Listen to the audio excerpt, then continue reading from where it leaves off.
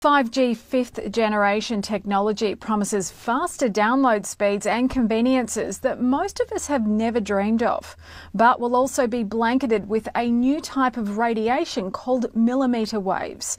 Health experts are warning about the rising risks with a 5G rollout.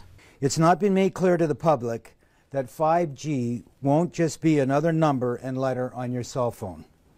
It requires an entirely new infrastructure of thousands of small cellular antennas to be erected throughout cities where it's going to be installed. What would 5G infrastructure look like?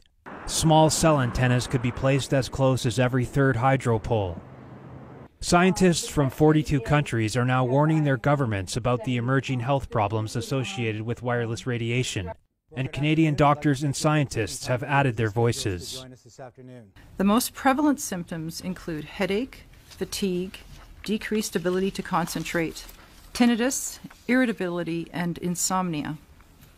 Impacts on the heart and the nervous system are also of great concern. Dr. Rena Bray has been working at the Provincial Environmental Health Clinic for 15 years and seen the number of people suffering adverse effects from electromagnetic exposure rising.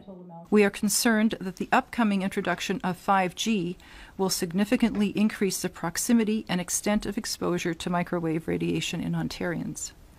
We predict that the number of people who develop the symptoms I just mentioned will rise in the places where 5G is first installed. Dr. Magda Havas is internationally recognized for her research on the biological effects of electromagnetic pollution. She said that at high intensities, these waves cause intense heat and pain because sweat glands on the surface of our skin act like mini antennas.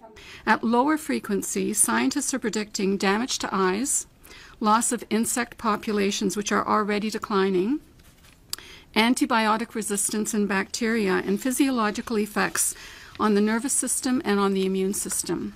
Radiation from radio frequencies is classed in the same category of carcinogens as lead. One advisor to the World Health Organization said there's enough evidence that if they were to re-evaluate radio frequency radiation, it would be placed in class 1, i.e. a human carcinogen, and governments could not possibly ignore that. Some say the scientific debate about the health effects of microwave radiation is over, but the question remains, can we afford to take this risk?